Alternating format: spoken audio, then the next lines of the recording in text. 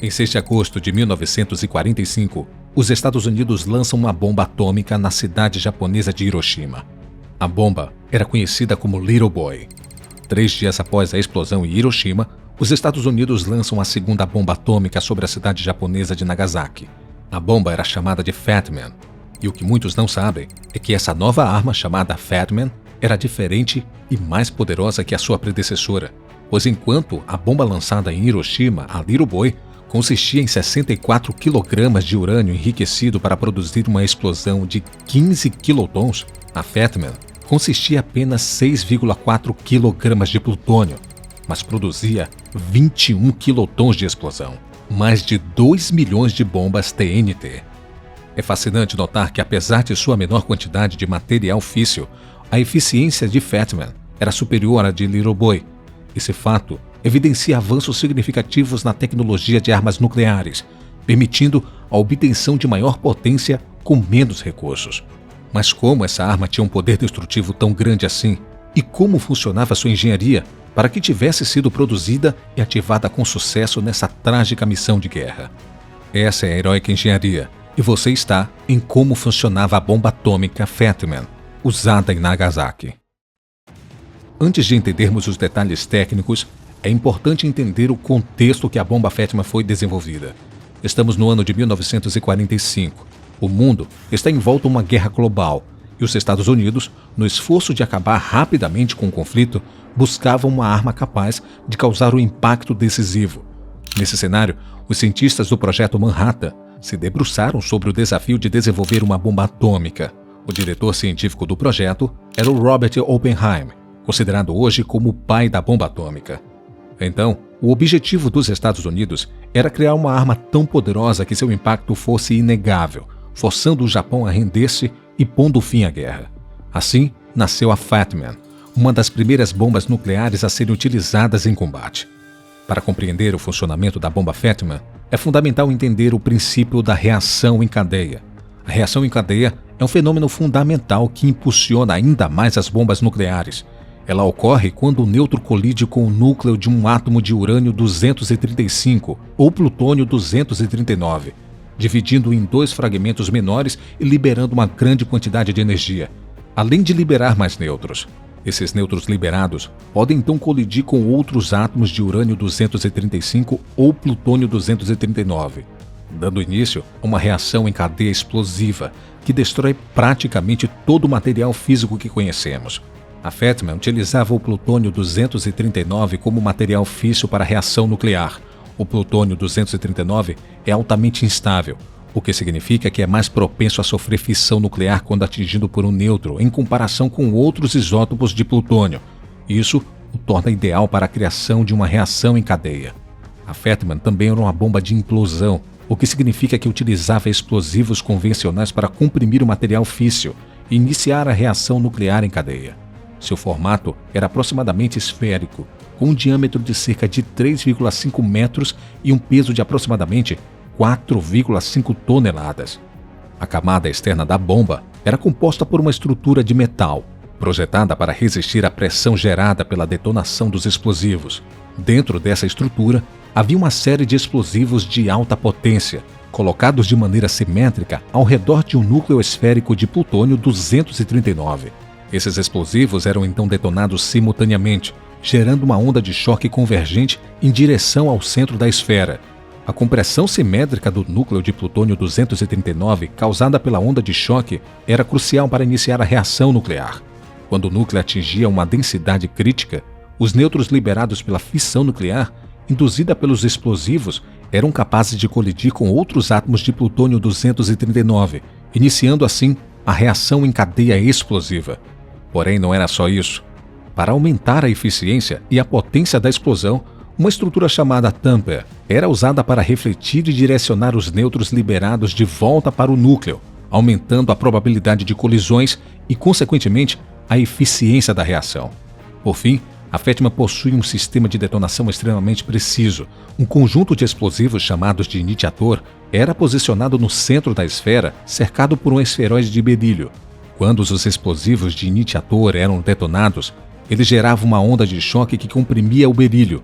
Esse processo liberava uma grande quantidade de nêutrons, o que acelerava a iniciação da reação nuclear em cadeia. No seu dia de uso, 9 de agosto de 1945, às 11h02 da manhã, a bomba Fatman foi lançada sobre a cidade japonesa de Nagasaki. Ao atingir a altitude desejada, o sistema de detonação foi iniciado, iniciando assim uma reação em cadeia explosiva no núcleo de plutônio 239. A detonação da bomba Fatman gerou uma bola de fogo intensa, com uma temperatura de bilhões de graus Celsius. Isso resultou em uma onda de calor intensa, capaz de causar queimaduras graves em pessoas e incendiar tudo em seu caminho. Além da onda de calor, a explosão da Fatman gerou uma onda de choque tão poderosa que causou a destruição em larga escala, cerca de 2,5 km². Prédios foram arrasados, árvores foram arrancadas e a cidade foi transformada em ruínas em questão de segundos. Estima-se que cerca de 40 mil a 75 mil pessoas tenham perdido suas vidas instantaneamente assim que a bomba explodiu. E por mais que essa missão tenha sido um sucesso, a tarefa de conseguir esse feito não foi nada fácil. A criação da bomba Fatman usada em Nagasaki enfrentou uma série de desafios técnicos, científicos e logísticos. Para alcançar o poder destrutivo necessário, foram necessárias inovações e soluções engenhosas. Um dos principais desafios foi a criação de um sistema de detonação altamente preciso. A detonação precisa era crucial para garantir que a bomba atingisse seu alvo com a máxima eficácia. Outro desafio era a obtenção de uma quantidade suficiente de plutônio enriquecido para a construção da bomba. O processo de enriquecimento de plutônio exigia tecnologias complexas e instalações especializadas. Foi necessário desenvolver métodos avançados de separação de isótopos para obter a concentração necessária de plutônio 239. A usina de Hanford, localizada nos Estados Unidos, foi construída especialmente para a produção de plutônio em grande escala. Além disso, a logística de transporte da bomba até o alvo representava um desafio significativo. A Fatman era uma bomba extremamente pesada e volumosa, o que exigia a construção de uma aeronave especialmente modificada. E para isso, foi usado o avião bombardeiro B-29. Esse avião tinha a capacidade de transportar a bomba até o Japão, enfrentando desafios adicionais, como o alcance da aeronave e o planejamento de rotas para evitar a detecção inimiga. Ao longo desse processo, foi essencial manter as etapas em sigilo absoluto, o que era também muito complicado. O desenvolvimento da bomba Fatman envolveu milhares de cientistas, engenheiros e trabalhadores, que foram instruídos a não divulgar informações confidenciais, com consequências fatais caso fossem divulgadas. A segurança e a manutenção do sigilo foram fundamentais para garantir o sucesso da missão. Uma das coisas que quase ninguém sabe sobre a bomba Fatman é sobre o motivo de seu nome. Ele recebeu esse nome em homenagem ao personagem do livro O Falcão Maltês, de Dashiell Hammett. Esse nome peculiar foi escolhido pelos cientistas envolvidos do projeto: Enrico Fermi, Richard Feynman, Hans Bethe e Andrew Teller. A Fatman pesava cerca de 4,5 toneladas, e por ter sido uma arma imensa e extremamente pesada, sua tradução em português é homem gordo, o que faz lembrar da sua relação de estrutura estética e peculiar.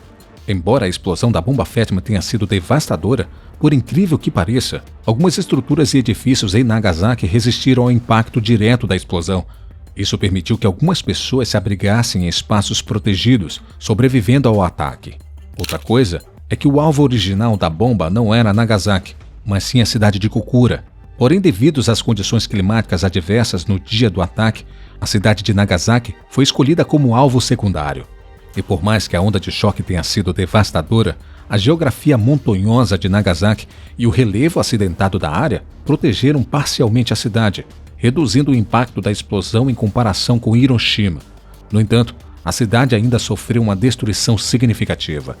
Durante o bombardeio de Nagasaki, o avião chamado The Great Artist voava nas proximidades para coletar dados científicos. E, surpreendentemente, todos os membros da tripulação desse avião sobreviveram e não sofreram danos significativos. Em suma, a bomba Fatman, usada em Nagasaki, é um marco trágico na história da ciência e da tecnologia. O seu desenvolvimento e consequente uso representam um momento definidor na trajetória da humanidade em relação ao poder destrutivo das armas nucleares. Compreender o funcionamento intricado dessa bomba nos leva a refletir sobre os desafios éticos, humanitários e científicos envolvidos nesse avanço tecnológico. A criação da Fatman exigiu um esforço conjunto de cientistas, engenheiros e especialistas de diversas áreas. Enfrentaram desafios técnicos significativos, como o desenvolvimento de um mecanismo de detonação altamente preciso e a produção em massa de plutônio enriquecido. A inovação e a solução de problemas foram fundamentais para superar esses obstáculos, levando à construção dessa arma destrutiva. No entanto, é importante lembrar que o uso da bomba Fatima teve consequências humanas devastadoras. A explosão causou a morte imediata de dezenas de milhares de pessoas, além de ferimentos graves e doenças relacionadas à radiação. As consequências a longo prazo continuam a afetar a vida de pessoas até os dias de hoje. O legado da bomba Fatima é complexo e multifacetado. Por um lado, ela lançou as bases para o desenvolvimento de armas nucleares e aumentou a conscientização sobre a capacidade da humanidade de causar destruição em escala global. Esse conhecimento impulsionou a busca por acordos internacionais de desenvolvimento nuclear e esforços para evitar o uso dessas armas devastadoras. Por outro lado, a Fatima também despertou uma consequência profunda sobre os perigos e as consequências humanitárias da guerra e do uso indiscriminado de armas nucleares. As histórias das vítimas de Nagasaki nos lembram da urgência de buscar a paz, a reconciliação e a compreensão mútua. A experiência da bomba Fatima deve servir como lembrete constante de que a ciência e a tecnologia devem ser direcionadas para promover o bem-estar e o progresso da humanidade, e não para a destruição.